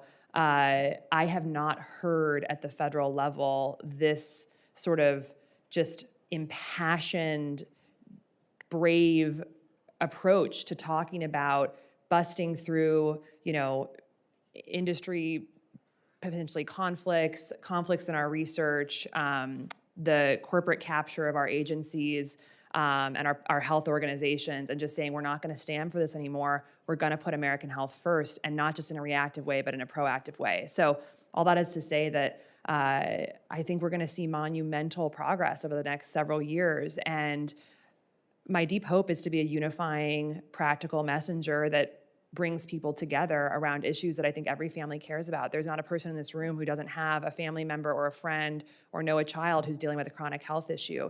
And we know that our environment is contributing to these, and we need to make it systemically and structurally easier for people to be healthy in this country. And that's what the MAHA When I read the agenda is about. MAHA strategy as articulated by President Trump and Secretary Kennedy, I mean, these aren't partisan themes or strategies. I mean, these are ideas that are broadly supported by the vast majority of Americans, right? Yes. Yeah. You've raised awareness about metabolic syndrome, how diabetes, stroke, heart disease, and their risk factors interact. What do people need to know about metabolic syndrome, and why isn't our healthcare system preventing these diseases?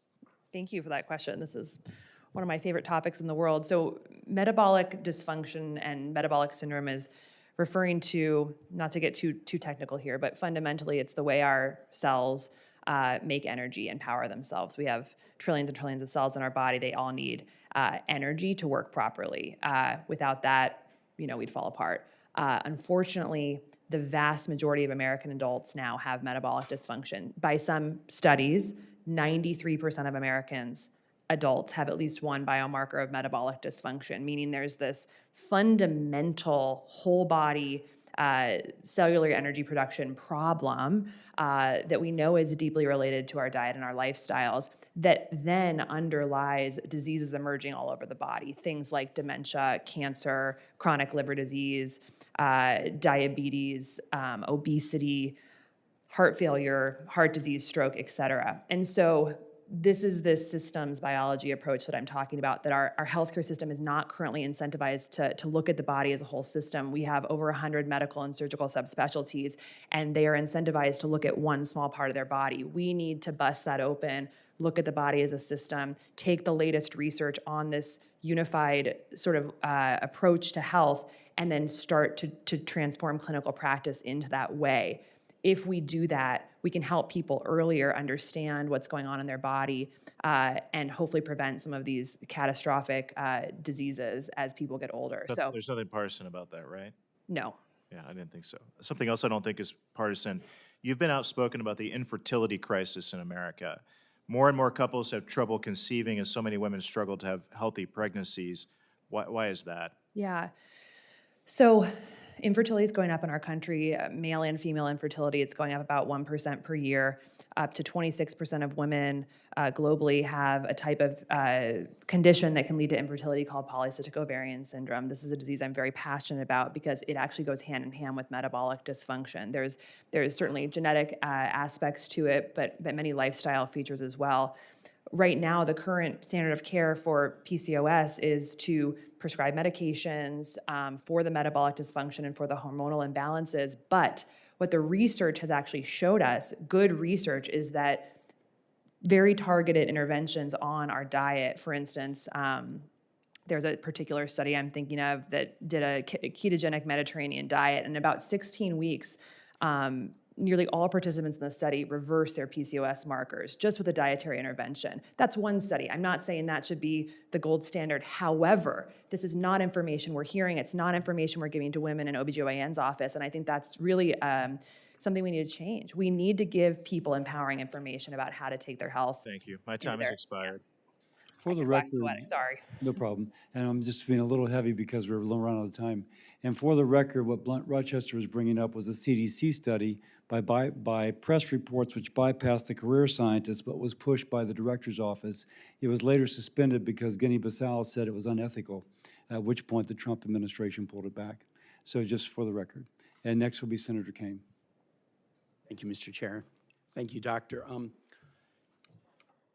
In a news report on January 7, just a month or so ago, Secretary Kennedy stated, quote, "There is no evidence that the flu vaccine prevents serious disease or that it prevents hospitalization or deaths in children." Do you agree with that statement?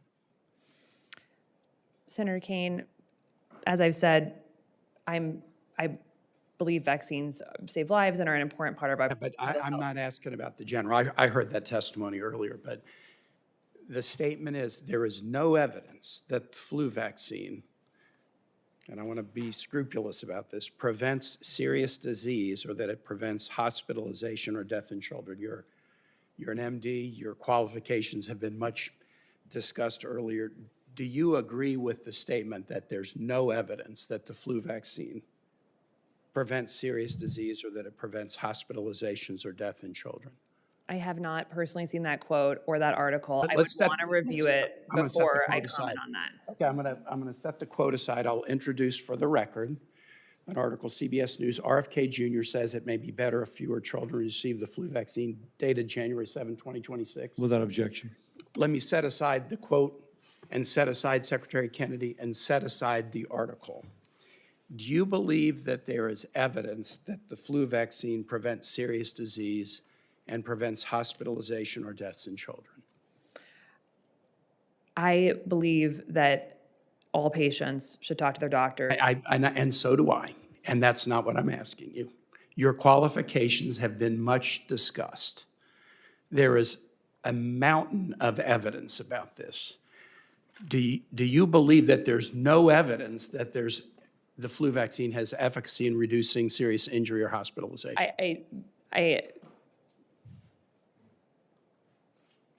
This is an easy one, doctor. This is an easy one. I support the CDC's guidance on the flu vaccine, and I will always be working with the CDC, ACIP, and the agencies. So you believe it is an efficacious vaccine to reduce hospitalization and Is or is not? you believe it is?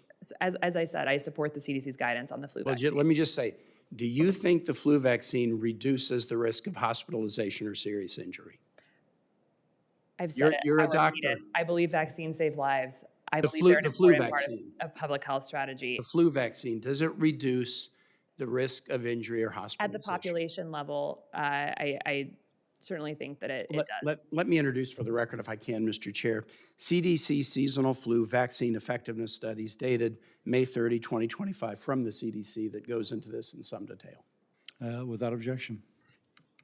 This is not a hard question. I answered your question. I know it. After. At a population level, I think it does. You did. yes. 3 minutes in, you answered a question that has a very simple yes, or it had a very simple no to the proposition stated by the Secretary that there is no evidence. The Secretary said there is no evidence that this is effective. And yes, after 3 minutes, you acknowledge that at a population I level, you haven't would seen that disagree with report. it. I have not seen Yeah, but his- you know about the flu vaccine. If I had a nickel for every time I was misquoted in the media, I'd be a very wealthy woman. I- would like to I'm- understand what his comments were. I'm not asking you about the quote. I'm asking you about something in your remit, the effectiveness of the flu vaccine. All right, let me ask you this. Do you believe it's important to continue to work to reduce youth smoking? Certainly. President Trump has said it's a priority to support moms, including supporting families that may need IVF. Do you support that position?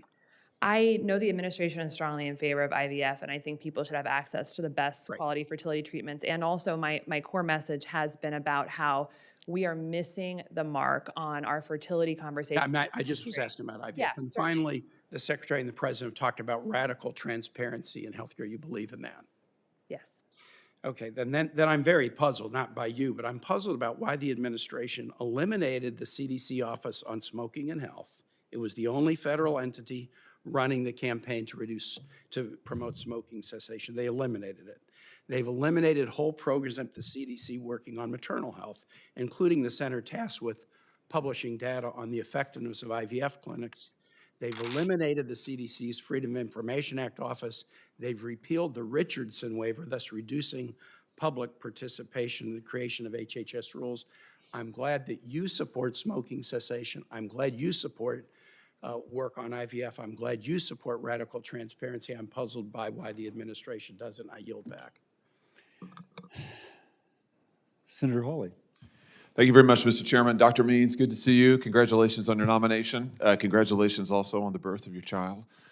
I'm the father of 3. If you're like me, I suspect you've had a tremendous career already, but I suspect maybe that your family will end up being the most significant thing you do. It certainly is for me. I was just thinking I have 3, as I said. My youngest is now 5, Abigail. As I left the house the other day, she had our Labrador, not a very well-behaved dog, I will say. She had our Labrador there in the kitchen, had his paw stretched out and was painting his toenails pink. So anyway, you've got that to look forward to. Congratulations again. Can I just ask you, from a health perspective, can we think about AI just for a second? I want to get your views on this. This is a sort of a cutting-edge issue, obviously, that's evolving almost by the day. Data centers. We've got more data centers in this country, I think, than almost anywhere else. They're proliferating. They're needed, we're told, for AI development and so on. My question to you is about the health effect of data centers. Here's what I'm asking. When I am home in Missouri, I get asked a lot now by folks all across the state, maybe especially in rural areas like where I grew up, where there are more and more data centers. They say, we're worried about the health effects. We're worried about contaminants in our water. We're worried about a digital cancer alley. We've had some reports of migraines, vertigo, nausea, chronic sleep disruption from residents, not necessarily people who work at a data center, but just residents in the area. Now, all of this is anecdotal. I haven't seen any studies on it, but that's getting to my question to you. Is this something that we should be looking into? Should we be looking at the health effects, the wellness effects of data centers? I'm talking about these massive, massive centers for residents around. What do you, that live around the area, what do you think about this? First of all, thank you so much for your question, your kind words about family.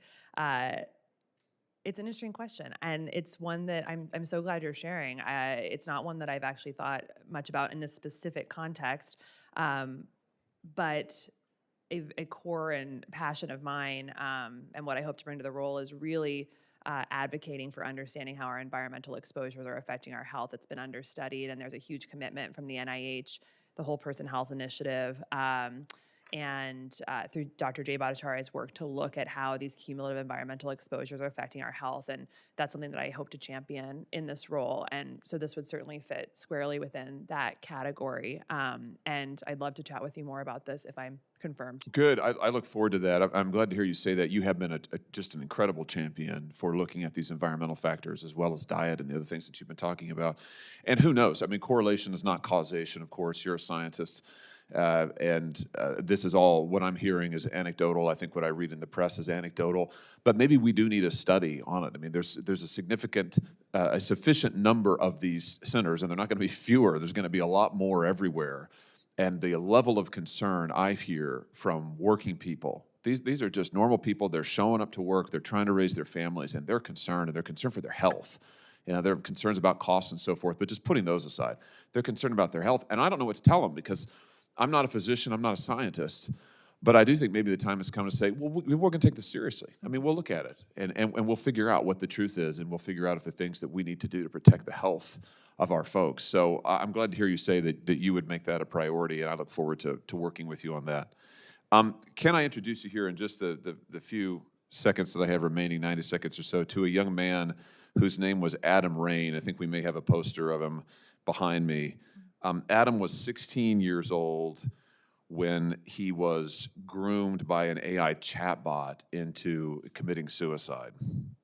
I think, do we have, yeah, there he is. Adam was just an incredible kid. I've gotten to know his parents. He was a rock star athlete. He was a terrific student.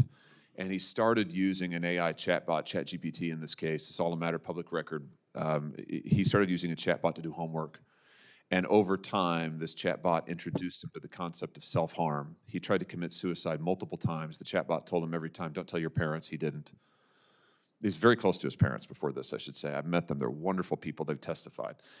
Eventually, the chatbot instructed him on how to take his own life, and he did it using precisely the method that the chatbot recommended. Now, I'm sad to say I've talked with too many parents whose stories parallel that one. My question to you is it time to study the effect of AI chatbot companions for minor children? Adam was 16. You know, he's not even a college student yet. He's a kid. Bright kid, great kid, but still a kid. Is it time to study the effects when it comes to mental health and wellness on these AI chatbot companions for minors? And please be quick with your answer because we're Sure. running late. Yeah, well, it's obviously a complex question and a tragic story that you're sharing, and especially hits so hard as a new mother.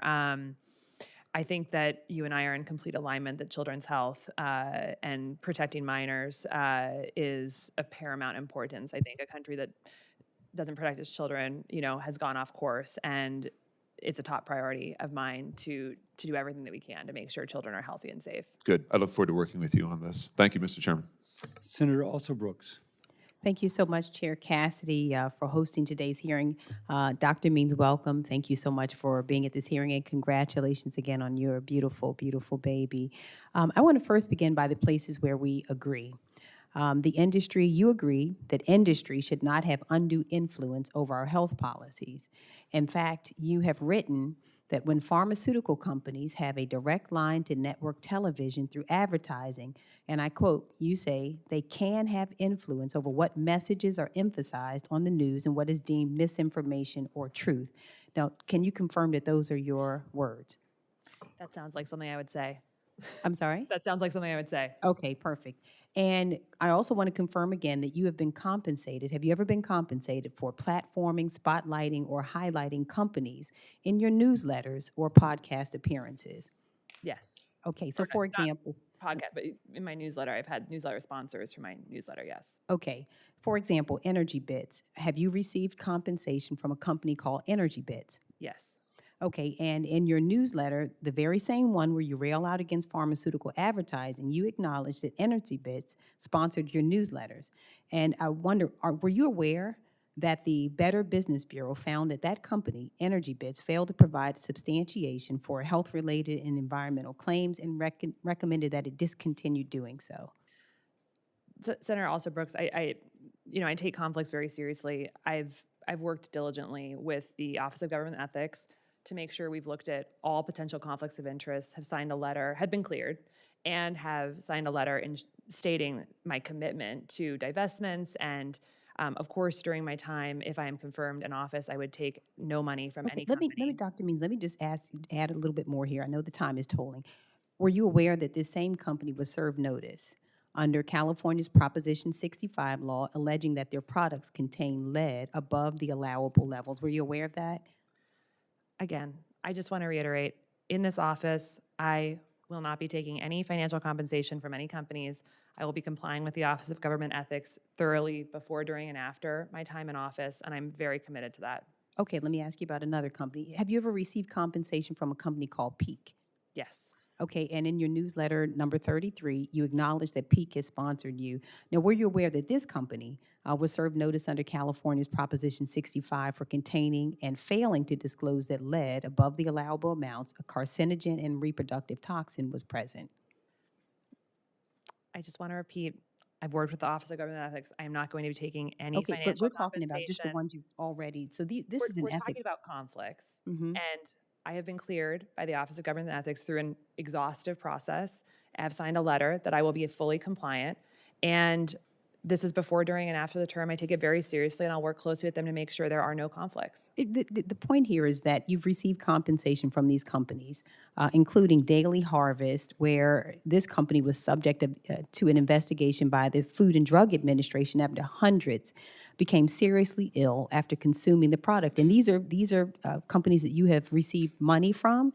They've been investigated, and you are railing out against pharmaceutical companies that you say are advertising these products that mislead the public, and yet you've received compensation from companies, and you've promoted them in your newsletter, and you're doing the same thing the pharmaceutical companies are doing by advertising and influencing people for these products that have been deemed to be unsafe for the public. Now, let me just move on as well to vaccinations. I want to just, you tweeted that you believe the hepatitis B vaccine at birth is a crime. That is what you tweeted. Do you recall tweeting that? That is not the full tweet. I actually do have the tweet. I can provide it for you. I have a copy of it here where you say that vaccinating, that you believe the hepatitis B vaccine is a crime. And I wonder if you believe that, how is it that vaccinating children against hepatitis could be a crime? I support vaccines. I believe vaccines save lives. I believe they're a key part of our public health strategy. I also believe that this administration is committing to making sure we have the safest vaccine schedule in the world, and that we are continually studying the vaccine schedule, vaccine injuries, making sure we're eradicating conflicts of interest in vaccine research and doing gold standard science on vaccines. These are all things that I support. And I think there's a nuanced conversation that American families are looking to have about shared clinical decision-making with their doctors about specific vaccines that their children may not be as seriously at risk for. And I think that, and that is the nature and the thrust of my comments. Well, let me just follow. I know my time has expired. You have spoke on this panel about neurotoxin metals and vaccinations, yet you have promoted through a brief research. Okay, just this last sentence here. You've, through a brief search of the products that you've made money off of, in your newsletters, many of them have been found to contain the same neurotoxins that you claim are in these vaccinations. I yield. Thank you. Thank you, Mr. Chairman. Dr. Means, welcome to the committee here. I'm going to stick with vaccines here because I am on. I'm red. Is it better? Better? Yeah. Just too far away. Sorry about that. Sticking with vaccines, you've stated that there is, quote, growing evidence that the total burden in Native children, and so it was a pilot project decades ago that allowed for critical, timely vaccinations for these Native children in the outlying areas. It made a remarkable difference in Alaska, and I think other states, other countries look to that as an example. you have expressed the skepticism about the Hep B vaccine for newborns. And I need to try to understand your thinking on that, given the medical consensus that this vaccine prevents this serious liver disease and liver cancer, that we, again, were able to demonstrate in real time, real life, with that recommendation. And now the view that you seem to be taking on this is it is not necessary for newborn. Thank you, Senator Murkowski, for being willing to want to clarify this with me, and also thank you for meeting with me. I really enjoyed our conversation in October with you and your staff. I think the concerns and comments that you're sharing, I think they're incompletely representing my views, and so I'll take the opportunity to share. This is an effective vaccine. I think it's a very important vaccine, and I think it's obviously Senator Cassidy knows better than anyone, given his work. This is a vaccine that has saved thousands, millions of lives. I don't know the exact number, but I do think that this administration is committed to making sure we have the safest vaccine schedule, and that parents have the opportunity to have shared clinical decision-making on specific vaccines with their doctor so they can make the best decisions for their family. This is not a condemnation of the vaccine generally, which I am very supportive of. However, I do believe that the thrust towards parents wanting to have the ability to have shared clinical decision-making with their doctor is important. When there are conditions like hepatitis B where there's differential risk amongst different populations. So you have said that the Hep B vaccine is, you stated this in response to a question on a TV show, is for a sexually transmitted disease and an IV drug user disease, which of course babies are not going to be exposed to. And one of the things that we have certainly seen with Hep B, recognizing that it's this blood-borne pathogen, 100 times more infectious than HIV, not just contracted through sexual contact or drug use. In Western Alaska, where we see Hep B as endemic, we find that it's being spread through mosquito bites, where a child is itching an arm, ordinary household community contact, whether it's sharing food, toothbrushes, and minor injuries. And so this is where many in my state are looking at this and saying, we have been able to turn the corner on this. We're no longer seeing children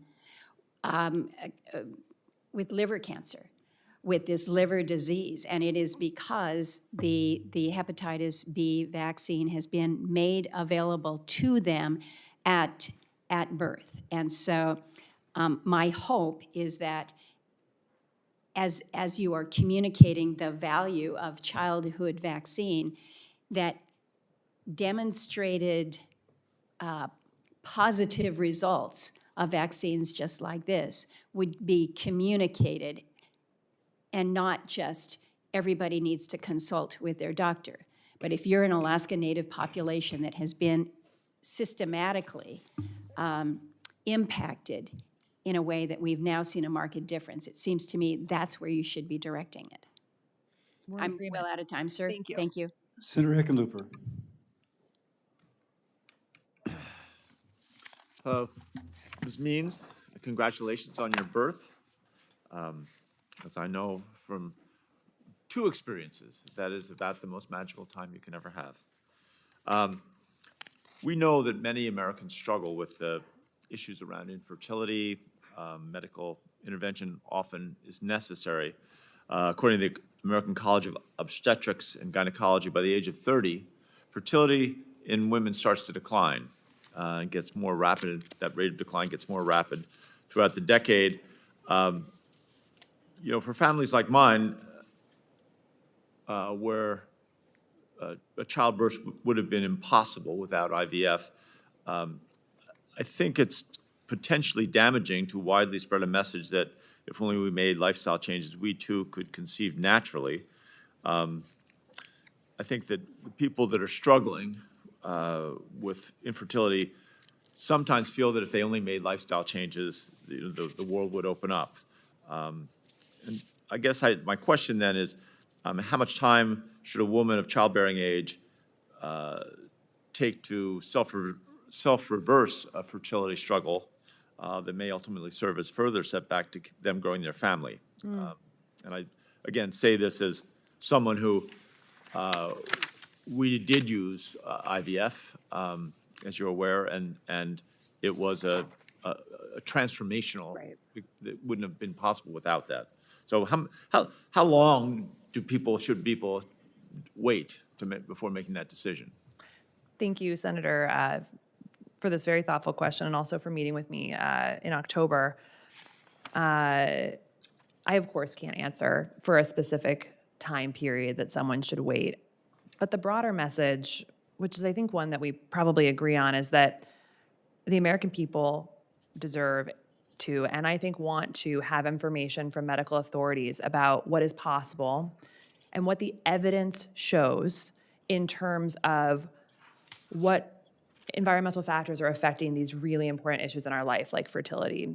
Like we've talked about earlier, infertility is going up about 1% a year in both men and women, male and female infertility. And the key medical conditions that are causing infertility, we know are lifestyle related. Certainly that does not mean that all infertility cases can be reversed by lifestyle changes. And also, the onus is on our medical authorities to make sure Americans are seeing that information clearly and loudly and in an empowered way, and that we then use policy and medical education to make systemic changes that make those choices easier, more accessible, and affordable for Americans. And that's really my message. Patients deserve to know what the data is showing, and not just a myopic view on technological or medical or surgical interventions. They deserve to know the breadth of the spectrum. And from working with thousands and thousands of both levels members and also in my clinical practice, I believe that people don't feel discouraged by understanding what the evidence-based levers are for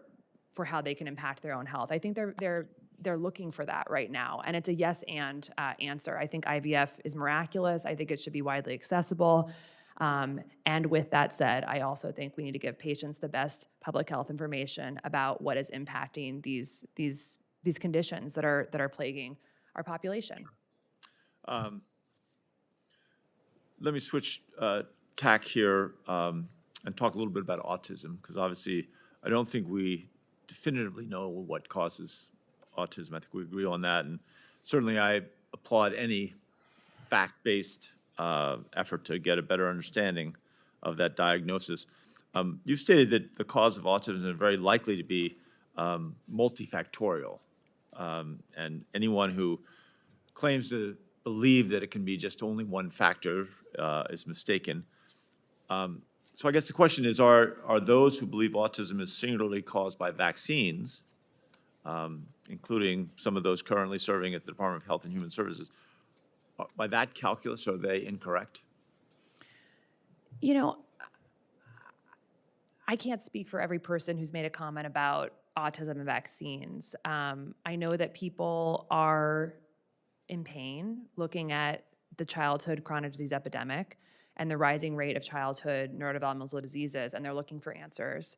And I think that I certainly can't speak for anyone who's spoken out about vaccines and autism. However, I would assume that most people understand that health there's multifarious things that impact every medical condition, and are trying to understand if there's a contribution from a significant number of medications that our children are getting to this disease. I'm strongly supportive of the research that the administration is, or the grants that the administration has recently enacted, I believe for about $50 million to study root causes of autism and specifically environmental factors. And I think we should all look forward to the results of those studies, and hopefully we can help children through that. I appreciate that, and I look forward to that science being the North Star of those investigations. Yes. Thank you. Thank you. Senator Markey.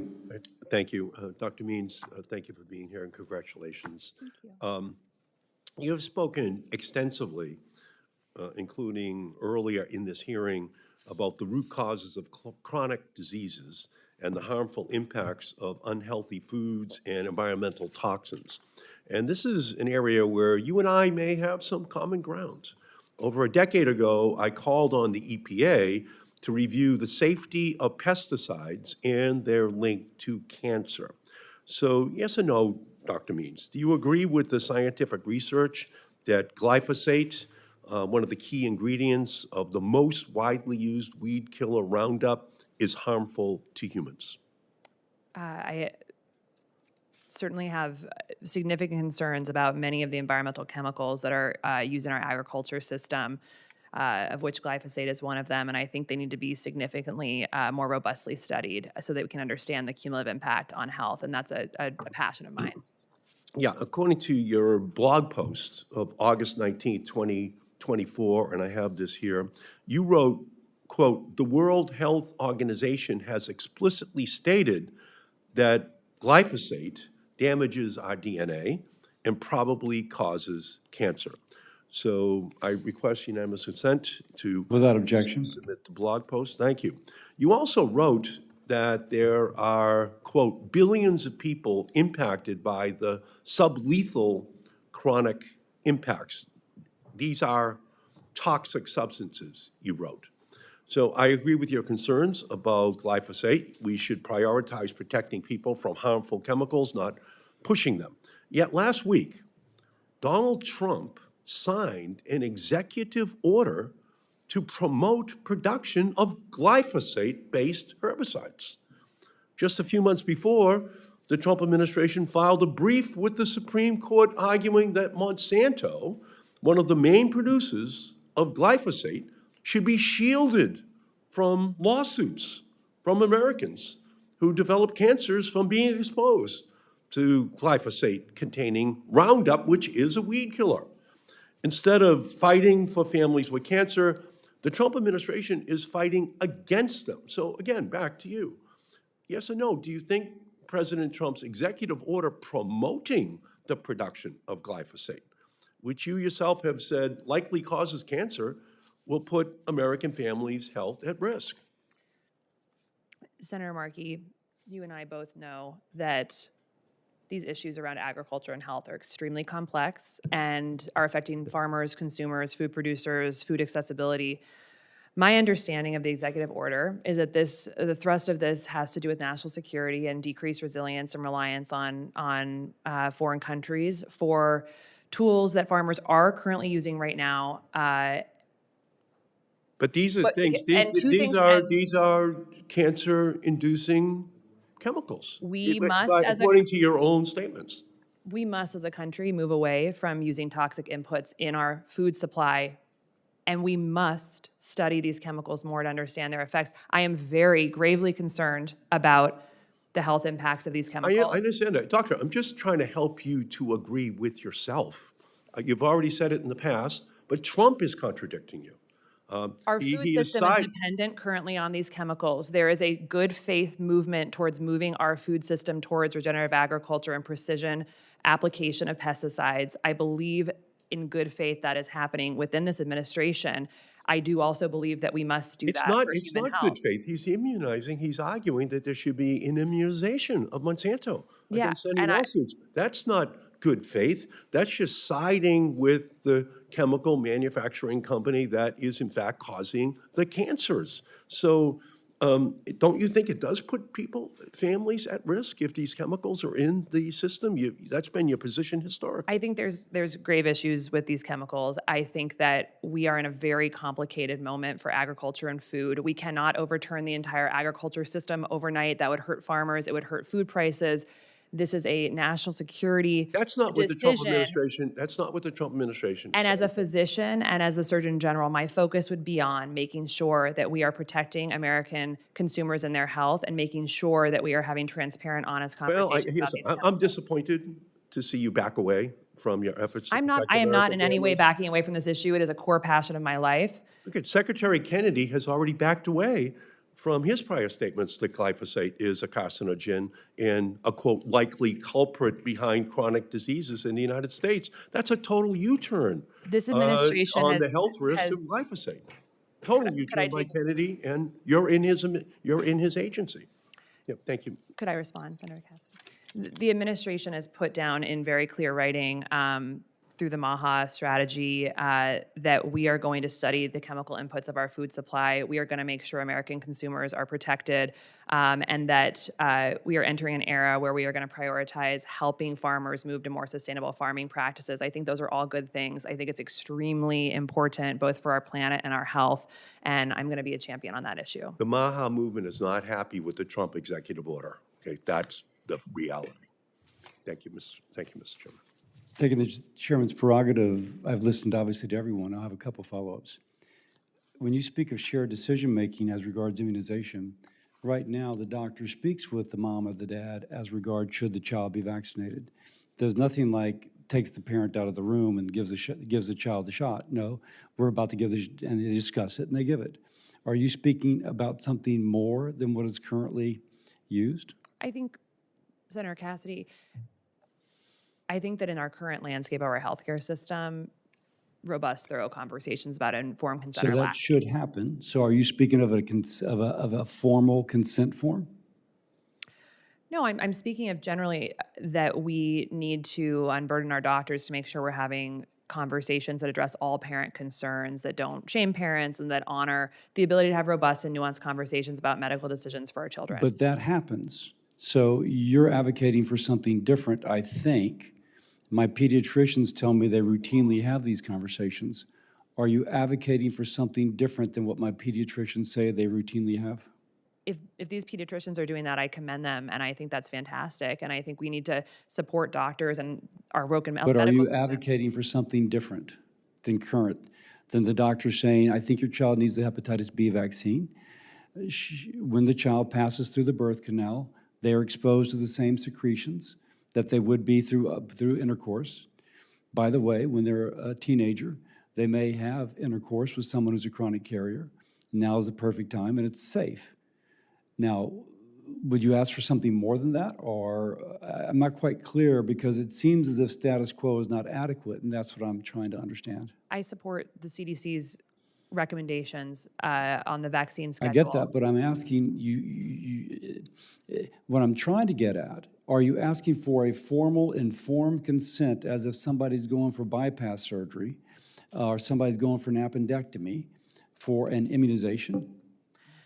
I'm not necessarily advocating for that. I think that you and I both know from clinical practice that the constraints on doctors are monumental, and many American parents are frustrated by what they feel like is lack of transparency on the issue of vaccines. And I think doing what we can as medical leaders So what would that be?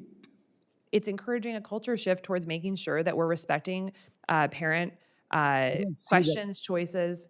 I don't see that culture understand- lacking. And so that's where, when I speak to the pediatricians, they emphasize that they spend a lot of time discussing immunizations. I spoke to a physician leader of a major medical organization last week who in his morning clinic saw 28 patients. I think you know exactly what I'm talking about, that the physicians are very overburdened. In that case, I'm sure the nurse extender or the physician extender would be having the conversation. I mean, we both know that there's other ways to communicate. And so I'm not sure I know what you're advocating for, which of course gives pause. Broadly speaking, I am very supportive of what's been laid out by this administration in regard to vaccines, which is that we want to make sure that for all of our vaccines, we're pursuing gold standard placebo-controlled trials, that we are robustly and transparently studying vaccine injury, that we're making sure that conflicts of interest in any of the research around vaccines are addressed and understood, that post-licensing data is transparent and shared with the American people, and that we work towards a healthcare system where doctors have more time and ability and incentive to spend more time with patients for the sake of both the doctors and the patients. Those are all common sense Now, the things that I secretary agree has with. suggested that the fact that a pediatrician gets $5 more for vaccinating a child reflects a conflict of interest that would incentivize them to vaccinate a child, and the conflict of interest being pejorative, if you will. Would that kind of outcomes measurement with the aligned incentive to promote immunizations be considered something negative? Senator Cassidy, I want to just back up and broadly just reassure you that this is not an issue that I intend to complicate or bring an agenda on vaccines. This has not been the core of my issue. As I said, I support the initiatives that the administration is putting forward to hopefully restore trust in public health through increased transparency and through placebo-controlled And one more trials. thing, I'm sorry. And you've made that point. You've presented very well, by the way. Let me just compliment you. It's clear that your concerns about metabolic disease are very important. And by the way, I agree with that totally. Do you agree with the need for universal hepatitis B immunization? I think right now, any parent in America can walk into their pediatrician's office and get access to the hepatitis B vaccine for their child if they want it. And my understanding is that that all insurers have agreed to continue with cost sharing on that I vaccine. accept that, but is universal hepatitis B immunization, irrespective of what age the vaccine would be given, in your mind, is that an important goal? It is accessible to every American family right That's now. not what I'm asking. Is it an important goal?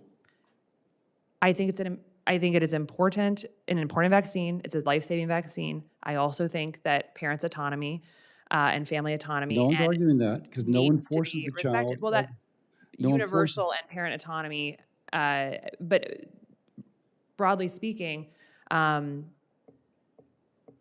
believe that parents want to have a good faith conversation without shame with Totally their agree with doctors that. about vaccines, and that we need to move toward a medical culture where that's possible. And I genuinely believe that will help restore trust in public health. One more time. Right now, though. that's not Everything the you say, current I culture agree of with. medicine. But the question is, because we want to support parents, the question is universal hepatitis B immunization an important goal? I feel like we're going in a semantic loop here. But- Do you want to define for me exactly what you mean by Should we that be every promoting- child in America? Yeah, should we be promoting to parents that for the long-term safety of your child, she or he should be vaccinated for hepatitis B at some time in their youth? At some time in their youth, I think that's I'm sorry? at some time in their youth, I think that's an important recommendation. Yes. And okay, so universal, is that to say that you agree that universal hepatitis B immunization is a goal we should be shooting for? I think there are many parents, and I think the administration question whether this vaccine is necessary for all children on the first day of life. And I think that certainly if we're talking more broadly about promoting universal vaccination in children at some point in childhood, I think that's a worthy goal. Okay, and I'll just note that among some populations in Hawaii, up to 10% of the folks are chronically infected. And of course, we know that one of those may eventually marry someone who's not. So if they're not immunized and they marry someone who's chronically infected, then you're more likely to have acute infection in the person married to the person who's chronically infected. Right. And that's a very Hawaii specific, but it's of course can occur anywhere. Thank you very much for your testimony. Thank you, Senator Cassidy. For any senator wishing to ask additional questions, questions for the records will be due 5 p.m. Thursday, February 26. Thank you again for being here. The committee stands adjourned.